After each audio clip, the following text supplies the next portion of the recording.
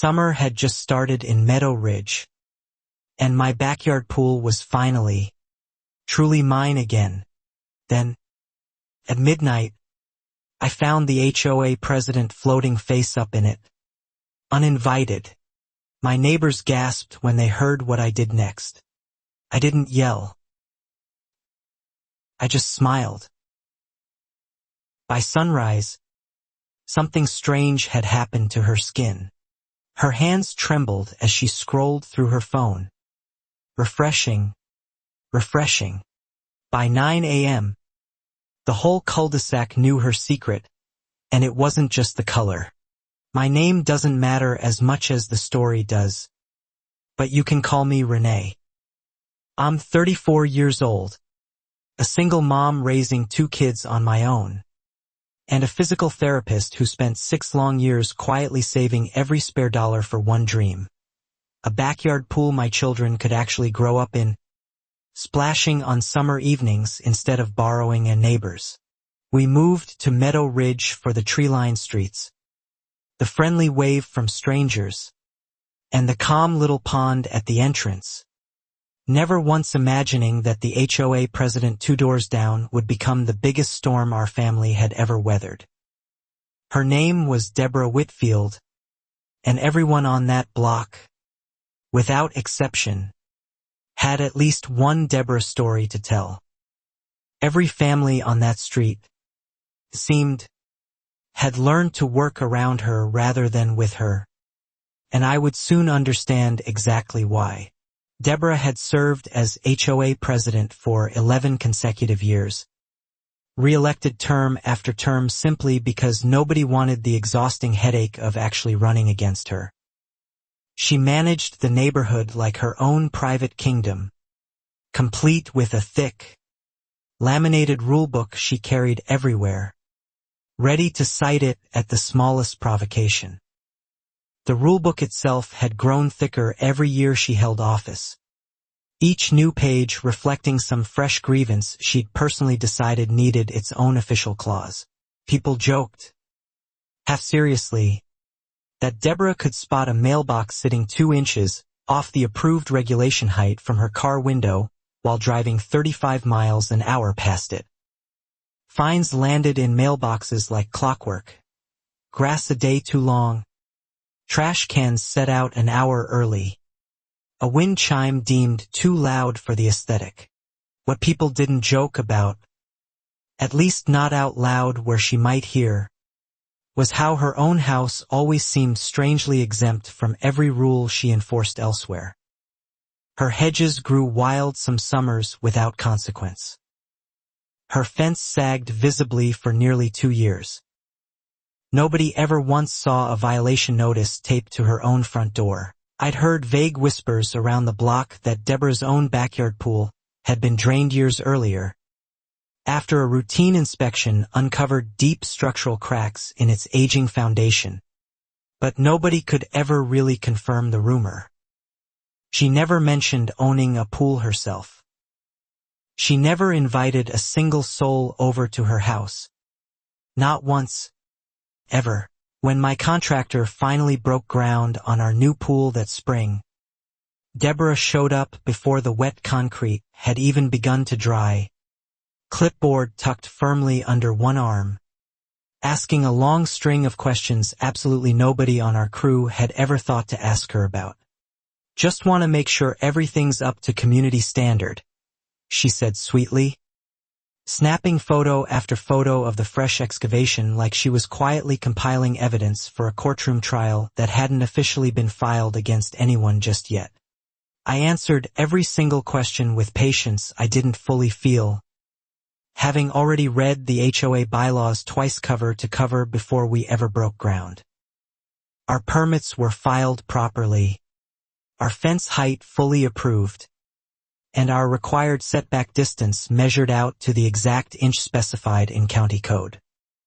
I kept every receipt, every stamped approval, every inspection sign-off in a neat accordion folder in the hall closet, just in case anyone ever asked. Still, Deborah lingered at the edge of my yard far longer than any ordinary passing neighbor ever would, her eyes tracing the outline of the future pool with an intensity that felt less like idle curiosity and more like she was quietly memorizing every single detail of its shape. "It's going to be beautiful," she finally said, in a tone that somehow didn't quite land like a genuine compliment so much as a private note she was making to herself, filed away for some later, unspecified purpose I couldn't yet begin to imagine. My husband, Marcus, laughed the whole encounter off easily. "She probably says that to every single homeowner who breaks ground around here," he told me over dinner. I wasn't nearly so sure. Something about the hungry way she'd stared at that empty hole in the ground had felt oddly, uncomfortably personal. Weeks slowly passed, and the pool gradually took shape, brilliant turquoise tile, a gentle shallow end designed for the kids, and a small wooden deck where I already imagined quiet coffee mornings and peaceful evenings once the chaos of construction finally, mercifully settled down for good.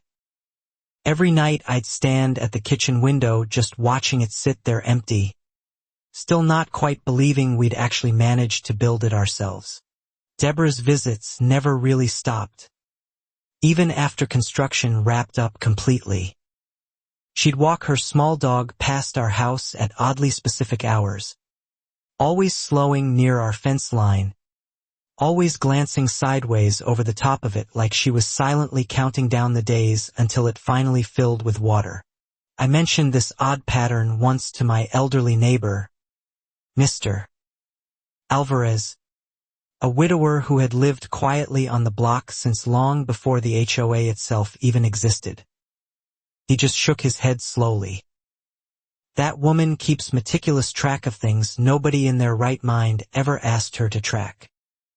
He'd seen HOA presidents come and go over the decades, but he said none of them had ever quite matched Deborah's particular hunger for control. Mr. his own long, complicated history with Deborah, a ridiculous fine over a garden gnome she'd officially called visually disruptive, a battle he fought and ultimately lost during a tense mediation meeting that left him quietly, simmeringly furious for weeks afterward, long after the check had cleared. "She likes control," he told me one evening over the fence, voice low and measured. "But control ain't ever the same thing as ownership, no matter how badly she wants it to be. You'll learn that particular lesson the hard way eventually, if you're not careful about how you handle her." I honestly didn't understand what he meant by any of that yet. I assumed Deborah was simply another overbearing HOA type, all bark and clipboard, someone far more comfortable hiding behind rulebooks than actually building real, warm relationships with the people living all around her every single day. I told myself patience would eventually smooth things over between us, the way it usually did with difficult people in every other part of life. The pool was finally finished right around the 4th of July. Water shimmered beautifully under the string lights we'd hung together the weekend before, and for one perfect evening, our backyard finally felt exactly like the home I had worked so hard, for so many years, to build for my family. Deborah wasn't invited to our small backyard barbecue that night, but she showed up anyway, completely uninvited, standing right at the property line with her ever-present clipboard, claiming she was just checking the fence latch mechanism, as if that required showing up during our private family celebration. My daughter, only 7 years old at the time, quietly asked me why the pool lady kept staring at our water like she desperately wanted to jump right in herself. I laughed the comment off easily back then, not knowing I wouldn't be laughing about it for very much longer at all. That same night, after every guest had finally gone home, I noticed the pool gate, which I always double-checked before bed, sitting unlatched in the dark. I assumed one of the kids had simply forgotten to close it properly. I had no real reason yet to think otherwise. Looking back on it now, that small unlatched gate was the very first thread in a much larger pattern I hadn't yet learned to recognize. Deborah wasn't just idly watching my new pool from a distance. She was quietly studying it, like a woman carefully planning something long before she'd even admit it to herself. The first real conflict finally arrived 2 weeks later, in the form of a certified letter taped directly to my front door instead of simply arriving through the regular mail like every other HOA notice we'd ever received before that particular day. Unauthorized structure modification, pool fence height violation. It read sternly, citing some obscure rule about decorative ornamental caps that, as far as I could tell from walking the entire street myself, applied to literally nobody else's fence in the whole neighborhood but mine. I measured our fence myself that same afternoon, tape measure in hand. 48 inches exactly, precisely to code, precisely matching what our fully approved permit had specified from the very beginning. I photographed every single side carefully and sent Deborah a polite, calm, entirely factual email in response. I taped the photos and the measurements together in order, dated each one carefully, and made a mental note to start saving everything going forward. Her reply arrived within the hour, clipped and noticeably cold. The board has concerns. A follow-up inspection will be scheduled shortly. Curiously, no single board member I later spoke with personally could ever remember actually voting on any such official concern regarding my fence at all. I let it go at the time, assuming it was simply an honest paperwork mix-up somewhere along the line. I was still fairly new to HOA politics back then.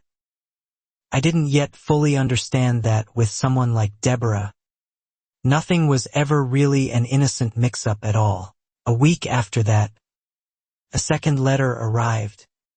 This one complaining about excessive splash noise disturbing neighborhood tranquility, despite the plain fact that our pool sat a full 40 feet away from the nearest house on the block, which happened to be Deborah's own house. I began quietly keeping a folder around that time. Not out of any real paranoia. I told myself firmly, just basic organization. Something in my gut, quiet but persistent and impossible to ignore, told me I might genuinely need it again sometime fairly soon. I labeled it simply, almost jokingly, pool stuff, never once imagining how thick that folder would eventually become before the whole thing was finally over. At the very next HOA meeting, I calmly brought up the fence letter, fully expecting an embarrassed shrug and a quick apology in return. Instead, Deborah stood up slowly, calm and clearly rehearsed, and skillfully reframed the entire conversation as my family simply being resistant to basic community guidelines. Other homeowners in the room shifted uncomfortably in their folding chairs, the exact way people do when they've clearly seen this particular show before and know far better than to interrupt the practiced star performer in the middle of her scene. One woman named Priya caught my eye afterward out in the parking lot. "She does this to people," she whispered quietly. "Picks someone new every year or two. Wears them down slowly until they either move away or simply stop showing up to meetings altogether." I asked Priya why nobody had ever voted Deborah out of office if this was really such a well-known, established pattern around the neighborhood. She sighed heavily. Controls the nomination committee herself. She's the only candidate who ever somehow runs entirely unopposed, term after term. It struck me as a strange kind of loneliness, holding a title everyone resented but nobody dared to actually take away from her. That particular detail stuck with me far longer than it probably should have. An 11-year president who somehow always ran unopposed wasn't genuine community leadership at all. It was simply a rigged system carefully built so no one else ever got a real, fair chance to challenge her. I started attending every single HOA meeting after that conversation, quietly taking notes, learning everyone's names, and slowly figuring out exactly who on the board genuinely agreed with Deborah and who simply stayed silent to avoid becoming her very next unfortunate project. One board member in particular, Tanya Reyes, the vice president, rarely spoke up during meetings, but I noticed she watched Deborah closely with an expression I couldn't quite place at first. Not agreement exactly, not fear either, but something much closer to sheer, quiet exhaustion. I didn't know it yet, but Tanya had her own complicated history with Deborah. One that stretched back much further than mine ever had and cut a whole lot deeper than a few annoying fence letters and a bit of splash noise complaining. Meanwhile, the promised follow-up inspection of my fence never actually happened, but the letters kept steadily coming anyway. A complaint about pool float colors clashing with the neighborhood. Another one about a bug zapper's supposed aesthetic incompatibility with the surrounding community. I began to suspect these letters weren't random at all, but carefully timed to land whenever our family seemed the most settled and at ease. Marcus wanted to simply pay whatever random fines showed up in the mailbox and just quietly move on with our lives. But something about that approach felt deeply wrong to me personally. Paying up would mean essentially admitting to something I genuinely hadn't done in the first place. I called the County Code Enforcement Office directly myself, just to firmly confirm our fence and pool permits were entirely legitimate on paper. The clerk read them back to me, letter perfect, fully and properly approved 18 full months prior to any of this recent nonsense beginning. Armed with that official confirmation, I sent Deborah a formal written response, carefully copying the entire board on the email, citing the exact permit numbers and inspection dates that clearly proved every single letter she had sent me so far was completely baseless. She didn't respond for a full 4 days after that. When she finally did reply, her tone had noticeably shifted, far less bureaucratic and formal, far more personal, laced with a thinly veiled threat about homeowners who apparently think the rules simply don't apply to them. That particular email was the exact moment I stopped assuming this whole ordeal was really about fences or splash noise at all. Something about my specific pool had clearly gotten deep under Deborah Whitfield's skin, and I still didn't fully understand why yet. Something in her tone made it clear this had stopped being about rules entirely, and had become, somehow, about my pool specifically, in a way I couldn't yet name. The fines escalated quickly after that pointed email exchange, jumping fast from mild warnings to genuine dollar amounts. 200 here, 300 there. Each new one citing some obscure rule so buried I had to physically search the bylaws myself just to even locate it. Deborah began formally requesting safety inspections of our private backyard directly, citing some liability clause that technically only applied to shared community amenities, not privately owned property like ours.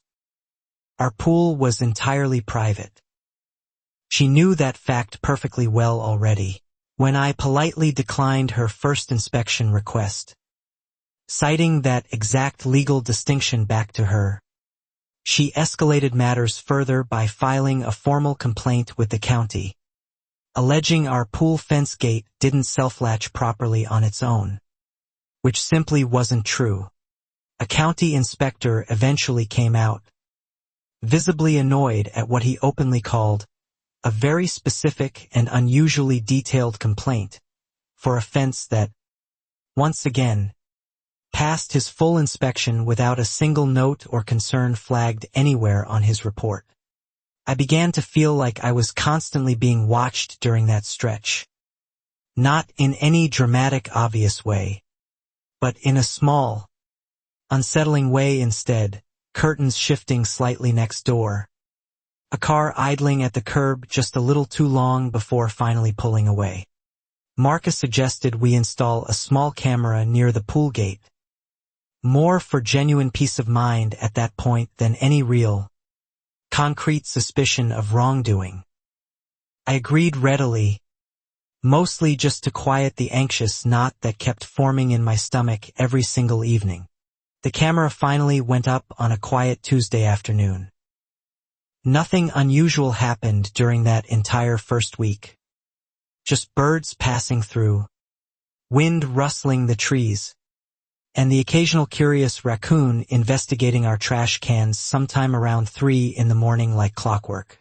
Deborah, meanwhile, quietly started rallying other HOA members against us behind the scenes. Subtly at first, a passing comment here about certain homeowners causing ongoing problems. A pointed remark there during the neighborhood group chat that everyone on the block could easily see. I noticed the pattern almost immediately, though I said nothing publicly, choosing instead to watch quietly and let her keep talking herself deeper into it. Priya forwarded me screenshots directly from that same group chat. Messages where Deborah implied, without ever naming us directly by name, that our new pool was somehow a liability the whole community would eventually end up paying for one way or another. I read those messages 3 times over, trying to decide whether to respond publicly or simply let the comment quietly speak for itself instead. I didn't fully understand what she meant by paying for until much later, when the disturbing truth about the HOA's actual finances finally started surfacing in ways absolutely none of us had expected or prepared for at that point. At the following board meeting, Deborah formally proposed a brand new rule requiring mandatory annual inspections for every single private pool in the community, entirely at homeowner expense, paid directly to a specific inspector she personally recommended and vouched for herself. Tanya, the usually quiet vice president, finally spoke up for once, calmly asking why that particular inspector wasn't listed anywhere on the county's official approved contractor list. Deborah brushed the pointed question aside easily, calling it merely a minor administrative detail not worth discussing. The new rule passed anyway, 3 votes to 2. With board members who rarely ever disagreed with Deborah on anything falling neatly back into line, exactly the way they always seemed to whenever she pushed something through. I paid the required inspection fee under formal written protest, carefully documenting every single step along the way, every receipt, every phone call, every conversation. My small folder had grown from just a few loose pages into a proper small binder by that point. The inspector Deborah had personally recommended showed up a week later, spent noticeably less time actually inspecting than I'd honestly expected, and left behind a report citing a minor drainage concern that would conveniently require, of course, a costly follow-up visit soon. I hired my own independent engineer to review that exact same drainage system myself. His detailed report found absolutely nothing wrong at all, calling the original inspection inconsistent with standard measurement practices, which was really just a polite, professional way of saying it made no logical sense whatsoever. That was the exact moment I began genuinely suspecting the inspection fees weren't actually about pool safety at all. Something else entirely was quietly funding itself through my pool specifically, and quite possibly through several other homeowners' pools as well. Whatever it was, it clearly needed a steady stream of new fees to keep functioning, quarter after quarter, family after unlucky family. I brought my growing concerns to Tanya privately, catching her completely alone after a meeting had ended. She hesitated visibly, glancing toward the empty parking lot before finally speaking. "You're not the very first person to ever ask me that exact question." She wouldn't say anything more that particular night, but she did give me her personal cell phone number, quietly telling me to call her directly if things ever got worse. A simple phrase that landed far heavier on me than I'd expected it to. Things did indeed get worse fairly quickly. A week later, our regular HOA dues statement arrived containing a surprise new line item, a community pool liability surcharge, applied only to homes with private pools, which was only 3 houses total on the entire street. 2 of those 3 affected homeowners happened to be people who had publicly disagreed with Deborah at some point during the past year. The uncomfortable math wasn't remotely subtle once I actually laid it all out clearly on paper myself. I sat at the kitchen table that night with a calculator and a legal pad, circling names, circling dates, circling every uncomfortable coincidence I could find. I formally requested a complete breakdown of exactly how the surcharge funds were being used. Deborah replied that financial records are reviewed annually and available upon formal written request. A technically true, deeply unhelpful, thoroughly evasive answer designed to buy time. I filed the formal request anyway, entirely in writing, complete with a firm deadline cited directly from the HOA's own official bylaws. The very same bylaws Deborah so loved quoting endlessly at everyone else whenever it suited her purposes. The stated deadline came and went completely with no response whatsoever. I filed a firm follow-up request soon after. Still absolutely nothing came back. The growing silence told me far more than any written letter ever really could have on its own. Marcus started genuinely losing patience with the entire drawn-out situation around that time, worried it was steadily consuming too much of our limited time and emotional energy as a family. Some nights, lying awake, I honestly wondered if he might be right about all of it. But every single time I seriously considered just letting it go entirely, another fine arrived, another vague threat surfaced, another subtle jab appeared in the community group chat, each one a fresh reminder that quietly stepping back really wasn't much of a genuine option anymore. Each fresh reminder chipped away a little more at the calm I kept telling myself I could still hold on to if I just waited long enough. One evening, checking the pool camera footage purely out of habit, I noticed something oddly off, a strange timestamp gap in the recording. 12 full minutes where the live feed simply cut out entirely, then quietly resumed again like absolutely nothing unusual had happened at all. I assumed at first it was just a simple Wi-Fi glitch. Our router sat near the garage, notoriously prone to dropping its signal during storms, and it had, in fact, stormed lightly across our area that particular night, so the explanation felt reasonable enough. I honestly didn't think much of it back then. I had no real reason yet to connect a strange 12-minute gap in camera footage to anything more sinister than simple bad weather and our old, slightly unreliable router doing its usual thing. Looking back on everything now, that small gap was really the very first genuine crack in the elaborate story Deborah had been quietly, patiently building for months, though I wouldn't fully understand its true shape and meaning for quite a while longer still. By the end of that particular stretch, I had a growing binder full of unanswered formal requests, a mysterious surcharge I still couldn't logically explain, and a persistent nagging feeling deep down that the real conflict genuinely hadn't even properly started yet. I began to wonder, quietly, whether anyone else on the street had ever kept a binder like mine, and whether I'd ever get the chance to compare notes. Then, quite strangely, things suddenly went completely quiet for a while. No new fines arrived for almost 3 full weeks straight. Deborah's comments in the neighborhood group chat noticeably softened, even turning almost friendly once or twice during that unusual stretch. I let myself genuinely believe it was finally all over, that maybe my formal written complaints had actually worked somehow, that maybe the board had quietly reined her in behind closed doors without ever telling anyone directly what had happened. Marcus was visibly relieved by the sudden calm. The kids swam happily in the pool every single evening again without me anxiously watching the gate like a hawk the entire time. For the first time in months, our backyard genuinely felt like ours again. Mr. Nearly so easily convinced by the sudden quiet.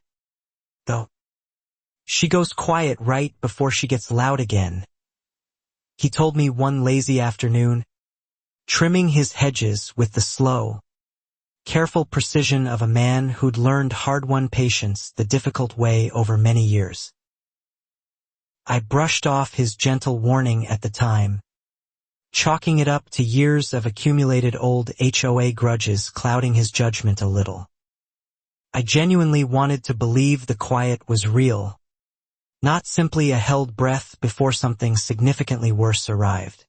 One night, taking out the trash later than usual, I noticed Deborah's familiar car parked oddly at the curb near our house. Engine completely off, nobody visibly inside it, and then gone entirely by the time I happened to check again just 10 minutes later. I mentioned the strange sighting to Marcus, who reasonably suggested she might have simply been out walking her dog somewhere nearby. It was a perfectly reasonable explanation on its face. I genuinely wanted it to be true, so I let myself believe it for the moment. Priya texted me a few days after that, mentioning she'd also spotted that exact same car parked oddly late one recent night too, somewhere near our block, though she honestly hadn't thought much of it herself at the time it happened either. I thanked her for mentioning it, telling myself it was probably nothing, even as some quiet part of me kept turning the detail over anyway. Small odd details kept quietly adding up during that stretch in a way that felt more like background noise than any clear pattern yet. A pool float slightly out of its usual place, a chemical reading noticeably lower than I distinctly remembered leaving it the day before. I chalked the strange chemical levels up to simple evaporation from the intense summer heat wave, adjusting the chlorinator without giving it a second real thought, still trusting the surrounding quiet far more than I probably reasonably should have at that point. Tanya called me once unexpectedly during that stretch, her voice noticeably careful, asking oddly indirect questions about our usual pool schedule, whether we typically swam late at night, and whether anyone else besides our family had access to our private gate code. I answered her honestly, a little confused by how specific her pointed questions seemed to be, not yet fully understanding that she was quietly trying to confirm a growing suspicion of her own that she genuinely wasn't ready to say out loud just yet. The unusual quiet lasted exactly 18 days total, all told. On the 19th day, everything I thought I understood about Deborah Whitfield cracked wide open all at once, and it all started with a single, easily dismissed little detail I nearly overlooked entirely. I woke up early one Saturday morning to refill the pool skimmer basket and found it already sitting empty, cleaner than I distinctly remembered leaving it myself, almost as if someone had quietly tended to it recently without my knowledge or permission at all. I stood there for a long moment just staring at the empty basket, trying to make sense of something that shouldn't have made me nervous at all. I assumed at first that Marcus had simply done it himself the night before, but he shook his head firmly at breakfast, equally confused as I was, neither one of us thinking yet to actually check the camera footage for any answers. 2 days after that strange discovery, our pool's chemical levels dropped sharply overnight, far more dramatically than simple evaporation could ever reasonably explain in a single day. especially given that our heavy pool cover had been on the entire time. I finally pulled up the camera app that evening, scrolling carefully back through the footage from the past full week, honestly expecting to find nothing more unusual than birds and wind, exactly like every previous week before it had shown so far.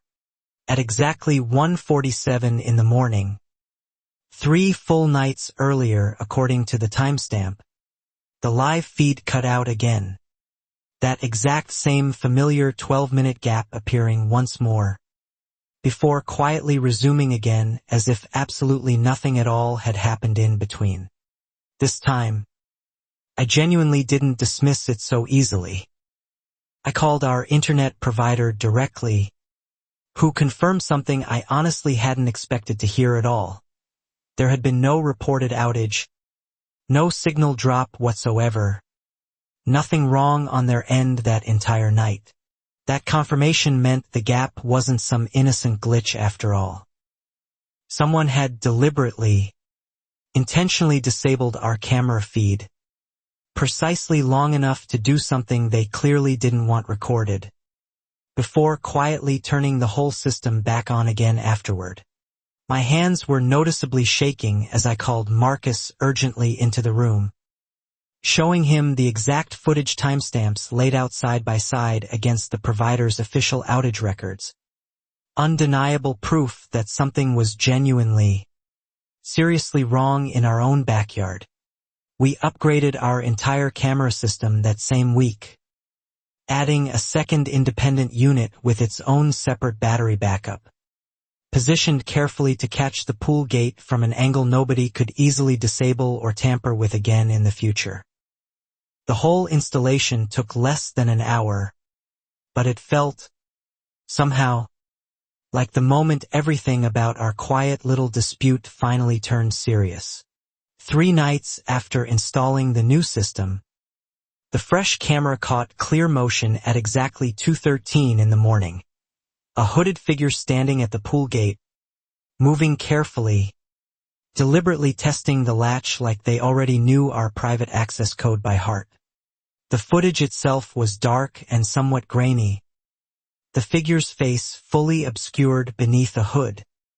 But something about their careful posture, their deliberate slowness, felt disturbingly, unsettlingly familiar to me the very first time I watched it play through.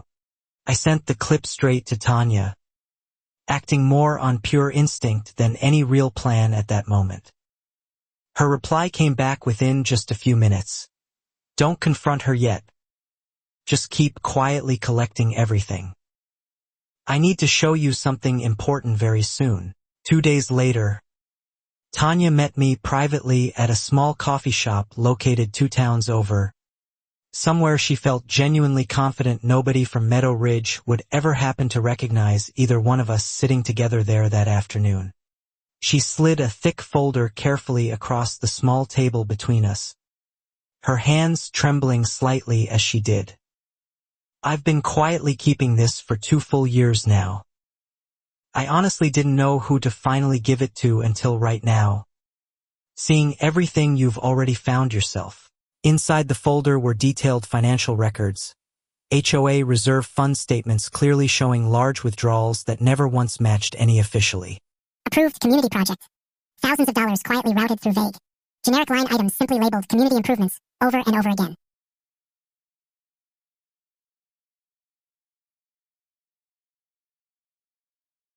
One particular withdrawal, dated the previous winter, matched almost exactly the total cost of a full residential pool resurfacing job, even though no such approved project appeared anywhere at all in the community's official public meeting records from that entire year. I stared at that line item for a long time, doing the math over and over, hoping each time I'd somehow gotten the numbers wrong. Tanya carefully explained that Deborah's own backyard pool had indeed been condemned years earlier, exactly as the old neighborhood rumors had always quietly suggested. Its aging foundation cracked far too badly for any simple, affordable repair to ever fix properly. What those old rumors had never once mentioned, though, was that Deborah had quietly used HOA reserve funds. Money meant entirely for shared community landscaping and amenities, to secretly, partially rebuild her own broken pool behind everyone's back for years. The secret rebuild was never actually finished, though. An ongoing permit dispute with the county had stalled the entire construction indefinitely, leaving Deborah stuck with nothing but an empty, cracked hole in her yard and a steadily growing hunger for water she simply couldn't legally have herself. "She's been quietly swimming in other people's pools," Tanya said softly. "Not asking permission. Ever. Just finding sneaky ways in. Yours honestly isn't the first. I'm fairly certain. It's just the first one with cameras good enough to actually catch her clearly in the act." I sat there completely stunned, watching all the scattered pieces finally click firmly into place. The obsessive early construction visits, the strange fixation on our specific gate latch, the endless finds that always somehow circled back to pool access in one way or another. I sat back in my chair, letting it all settle over me slowly, the anger and the strange, unexpected clarity arriving almost at once. Tanya explained that a homeowner 2 full streets over, years earlier, had quietly moved away entirely after complaining loudly about similarly unexplained pool activity. A complaint the board had quietly buried before it ever reached any real formal investigation at all. "She completely controls the narrative every single time," Tanya said firmly. "Anyone who ever pushes back against her gets painted immediately as difficult, entitled, or openly hostile to the whole community. It's happened often enough by now that people simply learn to stop pushing back at all." I asked Tanya directly why she personally hadn't come forward with any of this sooner herself. She looked down quietly at her own hands. "Because the very last person who tried got hit with a formal defamation threat and a lawyer's letter within just 1 single week. That particular detail terrified me far more than anything else she'd told me so far. Deborah wasn't simply petty or overly controlling by nature.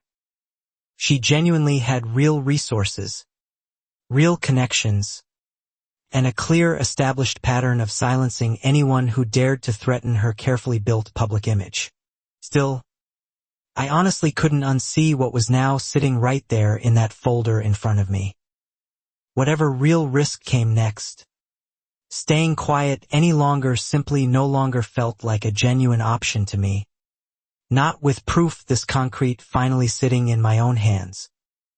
Whatever happened next, I promised myself I would see it through calmly, carefully, and completely, no matter how long it ultimately took to finish. I asked Tanya what exactly she thought I should do next with everything we now had.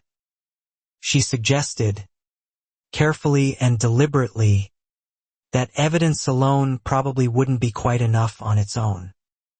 Deborah was simply too skilled at reframing hard facts before anyone else could even present them properly first. "You need something completely undeniable," Tanya said firmly. "Something she genuinely can't explain away with just a clipboard and her usual practice smile. Something the entire street sees all at once, before she has any real time left to spin it her own way first."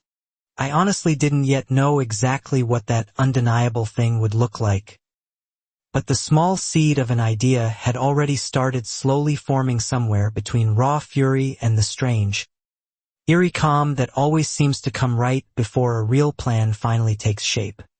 Over the following few days, I quietly reached out to the other 2 pool-owning families listed on that same suspicious surcharge, carefully sharing everything I'd learned so far, being careful not to spook anyone into confronting Deborah directly too soon before we were fully ready.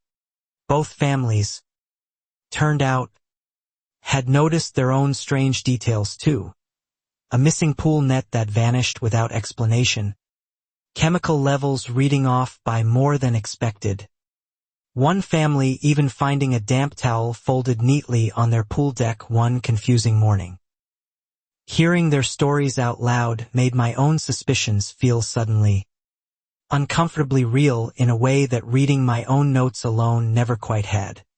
None of them had ever connected these strange details specifically to Deborah before, mostly because the whole idea genuinely felt absurd on its face. The neighborhood's own HOA president secretly sneaking into private backyard pools at night felt more like a wild rumor than any real, believable possibility. But the overall pattern was truly undeniable once we finally compared all our separate notes together carefully. Always late at night, always brief in duration, always timed precisely around nights when families happened to be traveling or already fast asleep, and always quietly erased from memory as fast as possible. I began carefully documenting absolutely everything with exact dates, precise times, chemical readings, and camera gaps, cross-referencing it all methodically. Against Deborah's known public schedule, her regular book club nights, her early morning walks, and her supposed ongoing board duties she always cited so vaguely. Some evenings I'd sit at that table for an hour just cross-referencing dates, watching a pattern slowly take shape that I almost didn't want to see clearly. A remarkably clear pattern finally emerged from all that data. Every single unexplained pool incident lined up precisely with a night Deborah had specifically told the neighborhood group chat she'd personally be working late on important HOA business that particular evening. I felt genuinely sick reading through it all laid out together, not just at the sheer scale of the ongoing deception, but at how long it had gone completely unnoticed simply because nobody could ever imagine a woman so obsessed with rules would openly break the single biggest one of all herself. Marcus, once he finally saw the complete picture laid out clearly in front of him, wanted to confront Deborah immediately, march straight next door and angrily demand real answers on the spot. I gently asked him to wait just a little bit longer until we truly had something completely undeniable to show her. She spent 11 full years carefully controlling the story around here, I told him firmly. If we go in loud and messy right now, she'll flip the whole narrative before the sun even sets today. We genuinely need real proof she simply can't spin her way out of this time. That's precisely when the idea Tanya had originally planted in my mind finally took its full, complete shape, something undeniably visible, something impossible to explain away, something that would announce itself loudly to everyone without me ever having to say a single accusatory word out loud myself. It needed to be something that couldn't be blamed on a camera glitch, a jealous neighbor, or a misunderstanding conveniently explained away at the podium. I suddenly remembered a specific product I'd once seen years earlier at a pool supply industry convention for a work event, a completely food-grade, dermatologically safe dye designed originally for playful pranks and pool-themed parties. Entirely harmless, temporarily staining exposed skin for roughly 24 full hours at a time.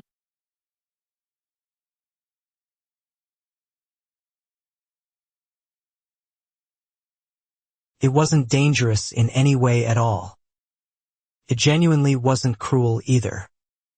It was, in its own strange and fitting way, almost poetic, a visible, completely undeniable mark left on someone who had always assumed she could quietly slip into other people's private lives entirely unseen and unnoticed.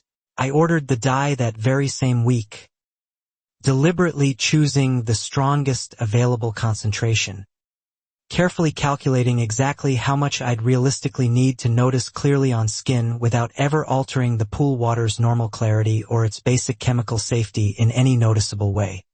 Tanya, once I finally told her about the full plan, actually laughed out loud for the very first time since we'd originally met together at that quiet coffee shop. "That's either completely brilliant or entirely insane," she said, still smiling. Honestly, It might genuinely be both things at once. We agreed together on one firm condition before moving forward. I wouldn't act on the plan until we had solid, fully documented proof of at least one more unauthorized late-night entry, timed precisely enough to leave absolutely no room for any of Deborah's usual convenient excuses afterward. I quietly set the new dye delivery system up in secret, carefully hidden within the filtration line itself, fully adjustable so I could remotely activate it only on the specific nights I genuinely suspected another intrusion was likely coming our way soon. Felt strange, almost surreal honestly, rigging my own peaceful backyard like some kind of elaborate trap in a story I never once expected to actually star in myself. But every single fine, every veiled threat, every year of her unchecked power had led directly here, to exactly this moment. By the final week of that long stretch, everything was finally fully in place, the cameras, the careful documentation, the hidden dye system, and a growing, quiet confidence that the whole truth was finally, at long last, about to surface entirely on its own undeniable terms.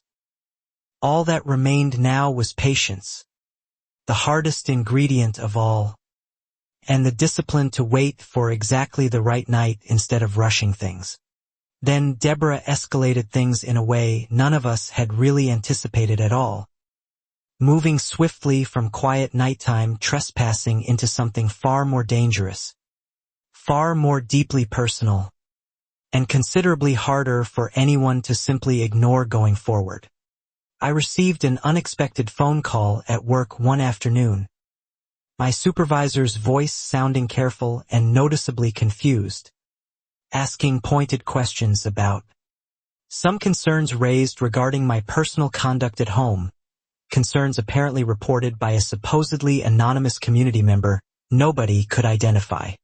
The strange complaint alleged, quite absurdly, that unsafe pool conditions at my own private house posed some kind of serious liability risk to my employer's business insurance. Apparently because I occasionally hosted a few work colleagues for casual outdoor team meetings on weekends. It took me a full 20 minutes on that call to convince my genuinely confused supervisor the whole claim was entirely baseless. And then another full hour afterward, hands still visibly shaking, to fully realize just how far Deborah was truly willing to reach directly into my personal life. I hung up the phone that day and sat perfectly still at my desk for a long moment, trying to process what had just happened. Tanya later confirmed my growing suspicion about the whole strange incident. Deborah's adult son apparently worked in the same general industry as me, several tiers removed professionally but connected closely enough through networking events to have plausibly heard exactly where I worked. It wasn't quite direct, conclusive proof of Deborah's personal involvement. Not yet anyway, but the precise timing of it all was simply too suspicious to easily ignore. One more troubling thread in an emerging pattern of information Deborah genuinely shouldn't have had easy access to at all. Around that exact same time, a forged official document surfaced unexpectedly at the county permit office. An amended pool inspection form bearing what looked like my own signature, one I had genuinely never signed myself, formally requesting a voluntary drainage review I never once asked for. The county clerk, understandably confused by the sudden discrepancy, called me directly to confirm everything before officially processing the strange document, which turned out to be the only real reason the forgery got caught early enough to prevent any lasting damage to our pool's permit status. I thanked the clerk more than once that afternoon, fully aware of just how differently that call could have ended for our family. I filed a formal complaint with the county about the forged document right away, my hands genuinely cold with anger as I calmly explained, as steadily as I possibly could manage, that someone out there was actively falsifying legal paperwork directly under my own name. The clerk honestly couldn't confirm exactly who had originally submitted the forged form, only that it had come through that exact same Inspector Deborah had personally recommended months earlier. The very same one whose professional licensing, we later discovered, had quietly lapsed some time ago. That single damning detail alone could have ended things for Deborah months earlier if anyone had simply thought to properly check it sooner. But honestly, nobody ever imagined a dedicated community volunteer would go quite this far to protect her own secrets. Meanwhile, the strange nighttime pool incidents continued steadily, growing noticeably more frequent now, almost recklessly so, as if Deborah could somehow sense the walls slowly closing in around her and had simply stopped caring much about being careful anymore at all. One particular night, our newer camera managed to catch a full 60 uninterrupted seconds of footage before the intruder finally noticed it and quickly covered the lens with her hand. More than enough time to clearly confirm the figure's height, general build, and a distinctive walking gait we all instantly recognized. Tanya watched that specific clip with me together over a video call, her voice completely flat with recognition. That's her. Walks during board meetings whenever she thinks nobody in the room is actually paying close attention to her movements. We now genuinely had video evidence, detailed financial records, a clear forged document trail, and an established pattern of retaliation stretching all the way from fake safety complaints to direct workplace interference. More than enough material for a truly serious, well-documented confrontation with her at last. It was, in a strange way, more evidence than any of us had ever expected to gather when this whole ordeal first began months earlier. But Deborah, sensing the community's overall patience quietly thinning even without fully knowing exactly what we already had on her, doubled down hard in public instead, calling an emergency HOA meeting specifically to address growing hostility from certain homeowners toward established board leadership in general. It was a genuinely bold move on her part, cleverly reframing herself as the true victim before anyone else in the room could accuse her of a single thing. A familiar tactic Tanya warned me she had successfully used at least twice before against other people. At that particular emergency meeting, Deborah stood confidently at the podium, composed and remarkably articulate, describing some vague, unspecified harassment she claimed to have personally experienced from unnamed residents supposedly targeting her character without any real cause. I sat quietly in the very back row, my folder still unopened on my lap, watching her perform a clearly rehearsed script perfectly suited for exactly this kind of moment, and one that was clearly landing quite effectively with most of the room around her.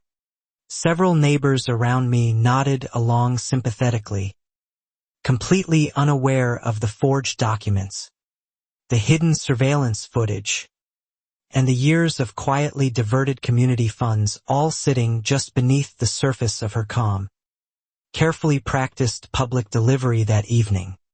I didn't choose to confront her that particular night.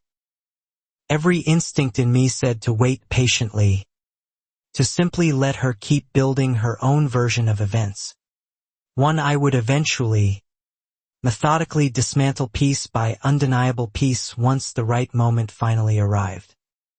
Instead, I simply gathered my things quietly, thanked no one in particular, and drove home already turning the next steps over carefully in my mind. After the meeting ended, Priya pulled me quietly aside, clearly worried. She's turning people against you before you've even said a single word yourself. You genuinely need to do something soon, or she's going to win this whole thing entirely by default. I told her calmly that I already had a plan in motion, though I honestly didn't share the specific details with her just yet. not wanting anything at all to leak out prematurely before it was fully ready, especially given everything we'd already uncovered about exactly how Deborah operated. I simply told her to trust me a little longer, that everything we'd both worked so hard to gather would matter very soon. That same week, chemical usage at our pool spiked dramatically overnight once again, far beyond anything our small family could reasonably account for ourselves, strongly suggesting Deborah's late-night visits had grown noticeably longer in duration, more frequent overall, and almost desperately careless now. I quietly checked the hidden dye system each evening without fail, carefully making sure it remained completely undetected, patiently waiting for the right precise combination of certainty and timing before I finally chose to activate it for good. Marcus grew increasingly anxious throughout this entire stretch, genuinely worried about how far Deborah might actually go if she ever felt truly cornered, especially with a forged legal document already firmly in play against us in the county's official records now. I understood his very real fear completely, but backing down now felt significantly more dangerous to me than simply pushing forward with everything, especially with Tanya, Priya, and 2 other affected families now quietly standing right beside us, each gathering their own separate pieces of proof. We had each other, and for the first time in this entire ordeal, that felt like more than enough to finally see it through to the end. One evening, Mr. Alvarez knocked quietly on our front door, holding out an old external hard drive in his weathered hands. "I've had a small camera pointed at that cul-de-sac corner for 6 full years now," he said simply. "Never had a real reason to actually check it until today." His footage, though noticeably grainy and quite dated in places, clearly showed Deborah's familiar car parked near our street on at least 11 completely separate nights over just the past 2 months alone. Far more instances than any of us had honestly realized before seeing it. Cross-referencing his footage carefully with our own camera gaps confirmed everything entirely beyond any reasonable doubt. This wasn't ever simply a one-time lapse in judgment on her part. It was a deliberate, ongoing pattern, one stretching back much further than any of us had previously known or suspected. With Mr. now added into our growing folder, the overall picture was completely undeniable. Deborah wasn't merely overstepping her bounds as HOA president anymore. She was actively trespassing, forging legal documents, misusing shared community funds, and retaliating hard against anyone who dared to notice. It was the kind of picture that, once fully assembled, could never again be quietly explained away by a clipboard or a rehearsed apology. Tanya suggested strongly that we bring everything directly to the county sheriff's office ourselves, entirely bypassing the compromised HOA board altogether, since half its remaining members essentially owed their own positions to Deborah's quiet, long-standing influence over the nomination process.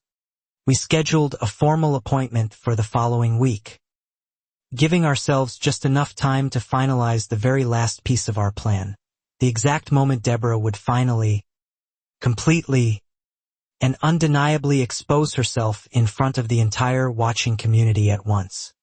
I carefully checked the pool chemical delivery schedule, the neighborhood group chat, and Deborah's known board business nights, methodically narrowing down the single most likely evening for her very next late-night visit to our backyard pool.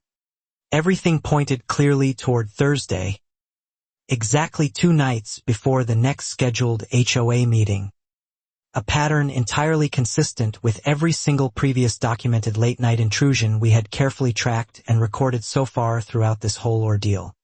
I set the hidden dye system to activate remotely that specific night, waited quietly until the whole house had gone completely still, and told Marcus simply, "If she comes tonight, We'll finally know absolutely for sure. One way or another. Marcus squeezed my hand once, said nothing more, and went to check on the kids one final time before settling in to wait with me. Thursday finally arrived slower than any single day I could clearly remember. The entire household tense with an unspoken anticipation none of us dared say out loud.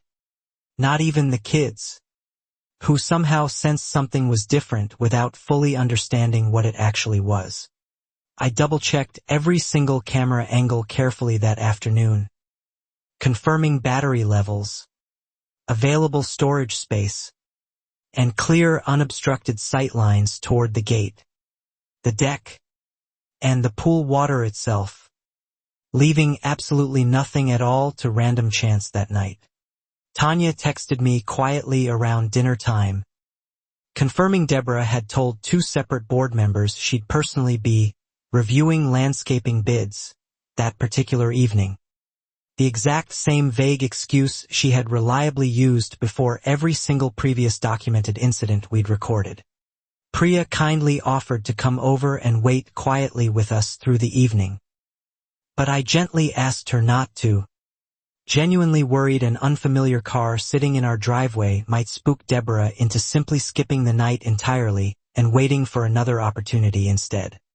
Marcus put the kids to bed unusually early that night, their bedroom conveniently facing away from the pool area, while I sat alone in the dark, quiet kitchen, watching the live camera feed glow softly on my laptop screen in front of me. The hidden dye reservoir sat fully ready within the filtration line, carefully calibrated in advance, completely harmless to skin and eyes alike, but strong enough to leave behind an unmistakable, thoroughly undeniable stain for at least a full 24 hours afterward. At exactly 11:40 that night, a pair of headlights passed slowly along our quiet street, then dimmed noticeably near the curb 3 houses down, exactly where Deborah usually chose to park in order to avoid any easy detection from her neighbors. My heart pounded steadily as I watched the live feed, every single muscle in my body tense, half expecting the entire careful plan to somehow fall apart, half genuinely certain this was finally the night everything in our lives would completely change for good. I kept both hands wrapped tightly around my mug of cold coffee, forgotten completely, as I stared at the small glowing screen in front of me.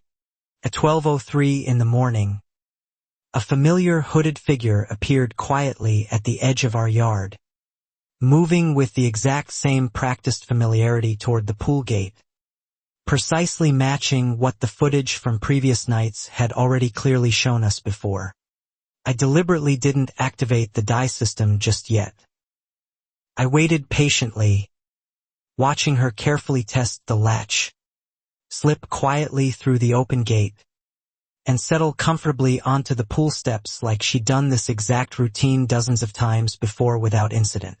For one strange, unguarded moment, sitting alone there in the dark kitchen, I felt something I honestly hadn't expected to feel at all. Not pure triumph exactly, but a strange, quiet sadness for a woman so utterly consumed by control that she'd resort to something like this. It passed as quickly as it had arrived, replaced almost immediately by a steadier, colder resolve that carried me through the rest of that long night. That fleeting sadness didn't last very long at all, though. I quickly remembered the forged document, the fake workplace complaint, the years of secretly diverted community funds, and the years of quiet cruelty carefully disguised as legitimate community standards. And my resolve hardened firmly once again. At 12:14 in the morning, once she was finally fully submerged in the water and completely relaxed, entirely unaware of what was coming, I remotely activated the hidden dye system directly from my phone, watching the filtration line hum quietly to life on the screen.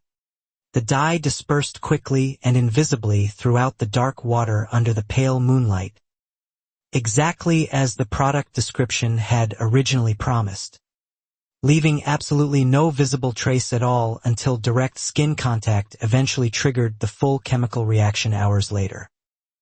I watched the filtration gauge tick steadily for a moment longer, making sure everything was working exactly the way it was supposed to before stepping away.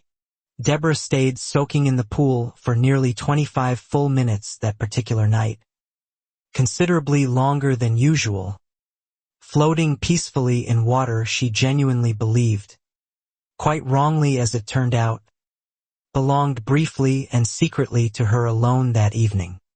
At 12:39 that morning, she finally climbed carefully out of the water, dried herself off with a spare towel she apparently kept hidden behind our pool shed for exactly this purpose, and slipped quietly back out through the gate the exact same way she had originally come in. I honestly didn't sleep much at all that particular night, replaying the full footage twice over carefully, confirming every timestamp precisely, making sure everything was documented cleanly enough to fully withstand any excuse or explanation she might try to offer up later. Every replay confirmed the same simple, undeniable truth, and by the third pass through the footage, my hands had finally stopped shaking entirely. By the following morning, the dye's full visible effect would have completely set in by then, gradual but entirely undeniable, and genuinely impossible for her to wash away completely before the emergency HOA meeting already scheduled for that very same evening.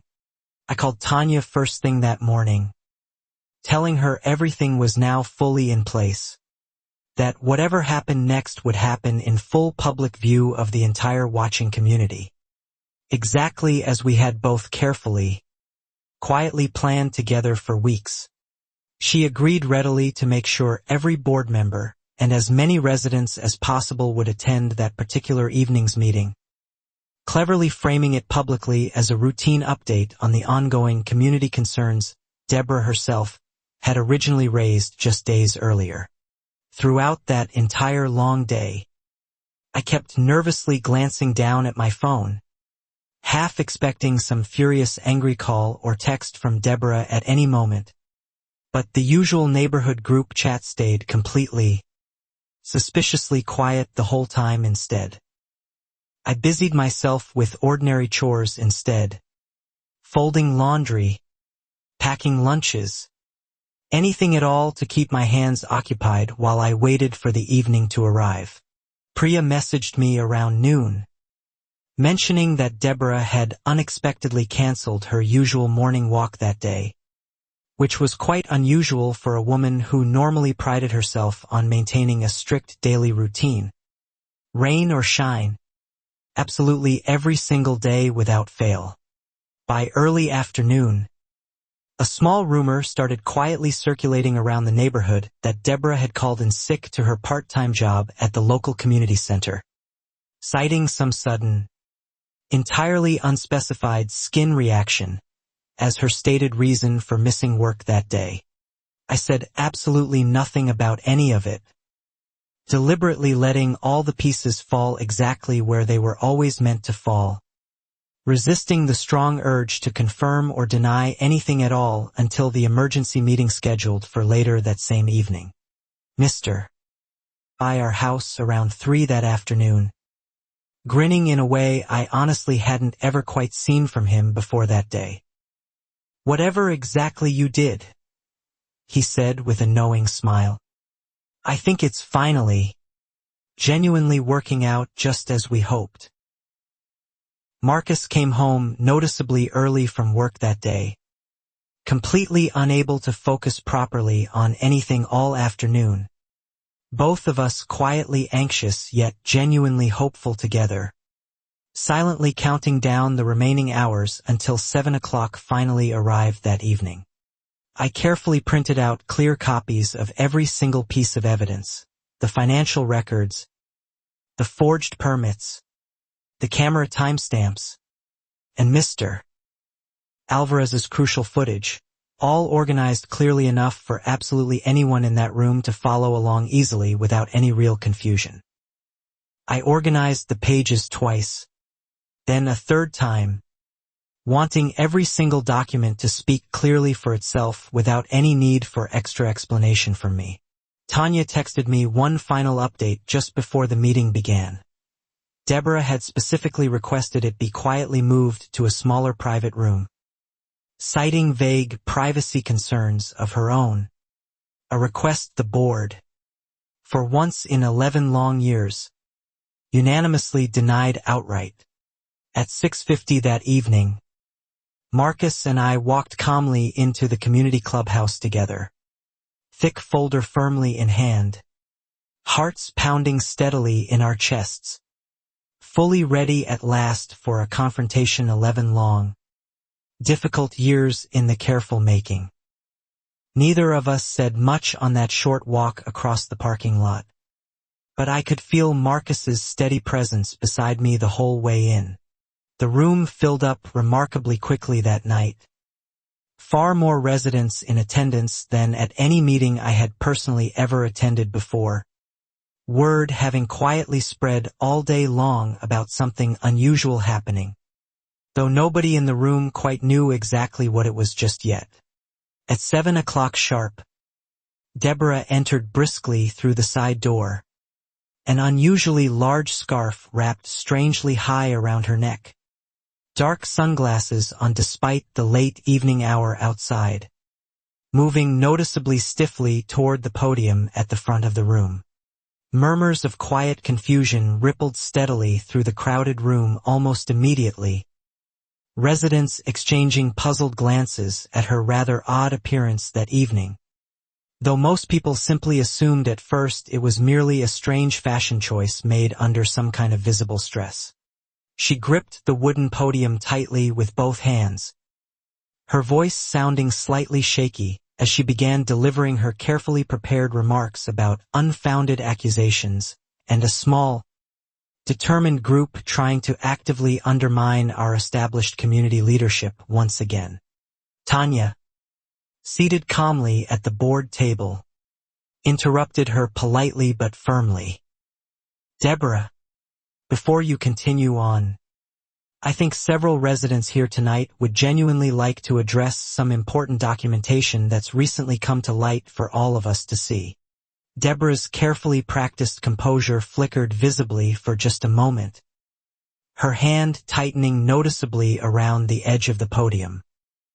"This simply isn't the appropriate forum for airing personal grievances," she said sharply, her voice noticeably sharper now than it had been just moments before. I stood up calmly from my seat, folder held firmly in hand, and walked steadily to the front of the crowded room, my voice coming out far steadier than I had honestly expected it to after weeks of quiet, careful anticipation building toward this exact moment. "This honestly isn't personal at all," I said clearly. "It's about basic safety, plain honesty, and community money that rightfully belongs to every single homeowner in this room tonight. Not just to the few people who were always willing to stay quiet and never ask questions." I carefully placed the very first document under the overhead projector for everyone to see, the forged inspection form bearing what looked exactly like my own signature, with the county clerk's official confirmation email attached directly underneath it for full context. Audible gasps rippled steadily through the entire audience as residents quickly recognized the obvious forgery for what it was, several people immediately pulling out their phones to photograph the screen before I had even finished fully explaining what they were actually looking at. Deborah's face, half hidden beneath her dark sunglasses and thick scarf, visibly tightened with tension. "That's simply a clerical error," she said quickly, defensively. "I genuinely have no personal knowledge whatsoever of any forged document like that one." A few people nearby actually scoffed audibly at that particular answer, unconvinced by how quickly and smoothly it had come out of her. I calmly placed the very next document up on the screen, the detailed withdrawal records Tanya had carefully provided me, clearly highlighting a specific payment amount that matched almost exactly the total cost of residential pool resurfacing work at Deborah's own home address. The entire room fell completely silent in a way I had genuinely never once heard before that night. The particular kind of heavy silence that happens only when a full room of people simultaneously realizes together they've all been quietly deceived for years on end. Deborah opened her mouth quickly to respond, but Tanya spoke first instead, her voice calm and remarkably clear. I've personally held onto these exact records for 2 full years now, honestly hoping I would never actually need them. I'm truly sorry it took this long to come forward. A fresh murmur of genuine shock spread quickly through the stunned crowd as neighbors slowly turned to look directly at Deborah. Some visibly angry now, others simply stunned into silence, quietly piecing together years of fines and surcharges they had personally, unknowingly paid for so long. I calmly placed the final crucial piece of evidence up on the overhead projector, the clear camera footage, fully time-stamped, showing a hooded figure entering directly through our pool gate at exactly 12:03 that very same morning. Only hours earlier, the short clip played out in complete silence. Every single eye in that crowded room fixed intently on the screen, watching the same familiar, unmistakable walking gait that Tanya had already recognized instantly from years spent sitting across from her at countless board meetings. As the hooded figure climbed carefully up the pool steps and settled comfortably into the water, someone sitting in the very back row whispered aloud, just loud enough for others nearby to clearly hear, "Wait, is that actually Deborah in there?" Deborah stood up abruptly from her seat, her dark sunglasses slipping down slightly on her nose, briefly revealing a faint, unmistakable blue tint spreading visibly along her cheekbone that she quickly tried to cover back up again with one trembling hand. "I honestly don't know what kind of editing trick you've pulled here," she said, her voice suddenly rising sharply. "But this footage is clearly fabricated on purpose, simply to embarrass me publicly in front of my own community tonight." I calmly reached for my phone and asked her evenly, without any real anger in my voice at all, "Then surely you won't mind removing your sunglasses and that scarf right now, Deborah? Since you clearly have absolutely nothing at all left to hide from any of us." The entire room fell into a tense, expectant hush, every single resident leaning forward slightly in their seats, waiting anxiously to see whether she would finally comply with the simple request or instead keep deflecting and stalling for more time. Slowly, reluctantly, and with visibly shaking hands, Deborah removed her dark sunglasses first, fully revealing skin along both her cheeks and her forehead tinted an unmistakable, soft shade of pale blue that caught the harsh fluorescent light overhead perfectly. A few gasps turned quickly into stunned, disbelieving silence as the reality of what everyone was looking at finally settled fully over the room. A wave of stunned murmurs swept quickly through the entire room, someone even letting out a short, involuntary laugh before quickly catching themselves, the sound sharp and clearly disbelieving in the otherwise tense, heavy silence that had settled over everyone present. She slowly unwound the thick scarf next, revealing even more of that same distinct blue tint creeping steadily down along her neck, precisely where chlorinated pool water would naturally have touched bare skin during any typical late-night swim session. "It's just a skin reaction," she stammered quickly, clearly grasping for any explanation. "A minor medical condition of some kind. I certainly don't owe any of you a full explanation of my private personal medical history tonight. Of all nights." I said absolutely nothing further at that point, simply letting the time-stamped footage, the forged legal document, the detailed financial records, and her own undeniably tinted blue skin speak far louder together than any single verbal accusation I could ever possibly make myself. The projector hummed quietly in the background, the only sound left in a room that had gone almost entirely still around us. Tanya stood up calmly then, addressing the entire silent room directly and clearly. The dye itself was completely harmless, entirely food grade, and only temporary. But crucially, it only ever reacts on direct contact with pool water within roughly the last 12 hours or so. The simple math involved was easy enough for absolutely everyone sitting in that room to understand instantly on their own. If Deborah's skin was currently tinted blue, then Deborah had clearly been swimming in some pool sometime within the last 12 hours. Without question. My own pool has been completely drained and officially condemned for years now, she blurted out quickly, before immediately catching herself, realizing far too late exactly what she had just accidentally, publicly confirmed to an entire room full of stunned witnesses that evening. The heavy silence that followed her sudden admission was somehow far louder than any amount of shouting could ever possibly have been. The entire room quietly absorbing the full weight of her accidental confession all at once, finally understanding exactly what it truly meant for everyone involved. A board member seated near the front of the room finally spoke up, his voice careful but noticeably firm.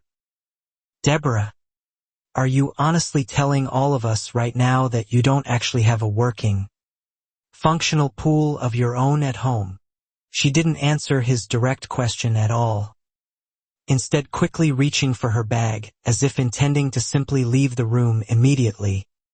But Tanya calmly stepped directly into her path in the aisle, blocking her exit without ever once raising her own voice.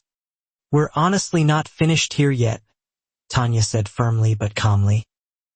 "The board has a clear responsibility to address all of this properly tonight, in full front of every resident whose personal trust and hard-earned money has genuinely been affected by this." One by one, other residents around the room slowly began speaking up themselves, the two other affected pool-owning families confirming their own missing chemicals, mysterious damp towels, and unexplained camera gaps stretching back months longer than any of us had honestly fully realized before that night. Each new voice added another small piece to a picture none of us had ever expected to see fully assembled in one single room.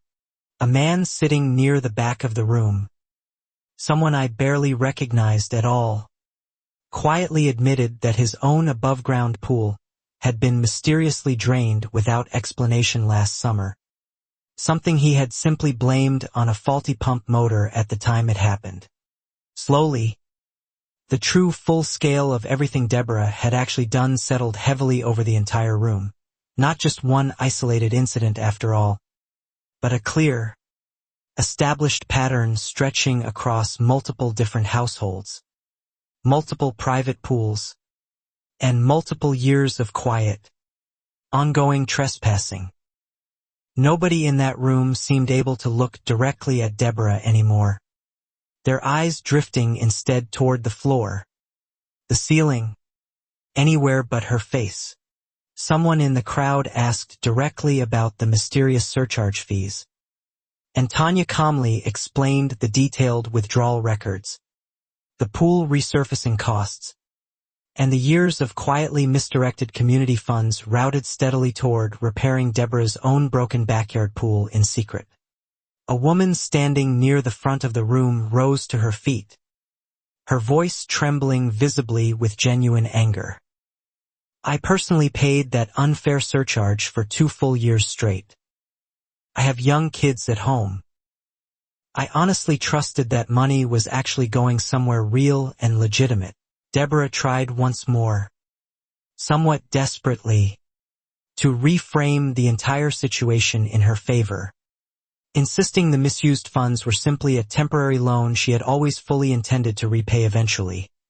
A weak claim absolutely nobody left in that room seemed inclined to believe anymore at all.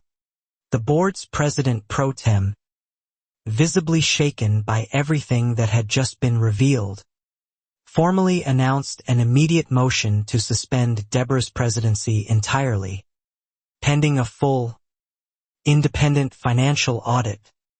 A motion instantly seconded by 3 separate board members sitting nearby. The formal vote passed completely unanimously that night. Even among board members who had rarely ever openly opposed Deborah before that evening. The sheer weight of all the evidence simply too undeniable, too visibly clear, painted quite literally across her own blue-tinted skin for everyone to see. A few people actually applauded quietly at the announcement, though most simply sat there in stunned, exhausted silence, still absorbing everything that had just happened. Deborah stood frozen in place for a long moment, her sunglasses now completely forgotten in her trembling hand, blue-tinted skin catching the harsh fluorescent clubhouse light in a way she clearly hadn't ever anticipated when she'd first woken up completely normal that same morning. "This is honestly nothing but a witch hunt," she finally said, her voice cracking noticeably now, the practiced composure from earlier in the evening completely gone, replaced instead by something that looked far closer to genuine, rising panic than calm confidence. Nobody in that entire crowded room responded to her at all. The heavy silence itself felt like the loudest possible answer anyone could give. An entire community finally seeing clearly, all at once together, exactly what individual residents had honestly only ever suspected before in scattered fragments. She quickly gathered her things together and left through that same side door, the very same one she had originally entered through with such calm, practiced confidence less than a full hour earlier that same evening, before everything had fallen apart so completely. The meeting continued steadily on without her present, the board formally accepting all of our carefully gathered documentation into the official record, promising both a full independent audit and, eventually, fair restitution for every single surcharge fee that had been wrongly collected from residents. Tanya was formally voted in as interim president that very same night, a decision that honestly felt far less like personal ambition and much more like quiet, long overdue justice finally, rightfully finding its proper place within our small community once again. Within just a week, county investigators formally opened a full inquiry into both the forged inspection document and the misused HOA reserve funds, carefully following the exact same paper trail we had all patiently, methodically assembled together over the previous several difficult weeks. Felt strange, almost anticlimactic, watching official process finally catch up to something we had already proven ourselves weeks earlier in that very room.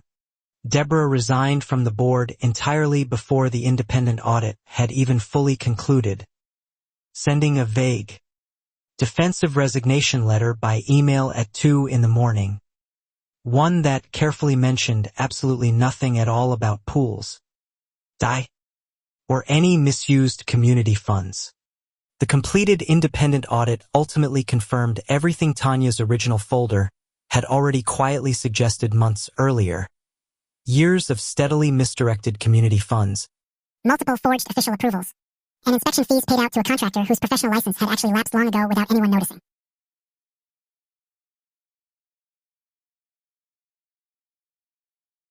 Restitution checks eventually went out to every single homeowner who had wrongly paid that unfair pool surcharge over the years, mine included among them.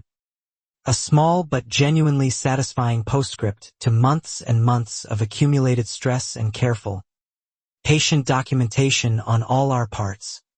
The whole neighborhood genuinely felt different after all of that, noticeably lighter somehow. Casual conversations at the mailbox far less guarded than before. and fewer people visibly flinching now at the mere sight of a clipboard walking slowly down the street toward them. Even the mailboxes seemed to breathe easier somehow, no longer waiting anxiously for the next unexpected certified letter to appear taped to a door. Mr. beloved garden gnome finally returned proudly to its rightful spot beside his front porch, completely unbothered and unfined at last, standing as a small, stubborn monument to a quiet battle he had fought hard and finally, genuinely won for good. Tanya, serving now as interim president, promptly introduced genuine financial transparency to the board, publishing clear monthly statements every single resident could easily review themselves. A remarkably simple change that somehow felt entirely revolutionary after 11 long years of quiet, deliberate secrecy. Priya organized a real, proper neighborhood barbecue that following summer, one where absolutely everyone was genuinely invited without exception, where nobody hovered anxiously at the fence line with a clipboard, silently counting inches and searching endlessly for any small reason to intrude uninvited. Kids ran freely between yards that whole afternoon, and for once, not a single clipboard appeared anywhere near the property line all day long. My pool, once a quiet source of nagging dread for our whole family, slowly became exactly what I had always originally wanted it to be. A genuine place for my kids to laugh freely, for neighbors to gather warmly together, for ordinary summer evenings to finally feel easy and light again. Deborah quietly moved away from the neighborhood entirely by autumn that same year. Her house sold without much fanfare. Her name mentioned less and less often over time until it eventually became just another old story people casually told new neighbors over coffee. I still find myself thinking about that particular night sometimes, watching the pool water gently ripple under our string lights, remembering just how close we all came to simply paying every single unfair fine quietly and staying completely silent instead. We didn't stay silent in the end, and the whole truth, once it finally, fully surfaced that night, turned out to be exactly as undeniable and genuinely impossible to simply wash away as I had always quietly hoped it would eventually be. The END.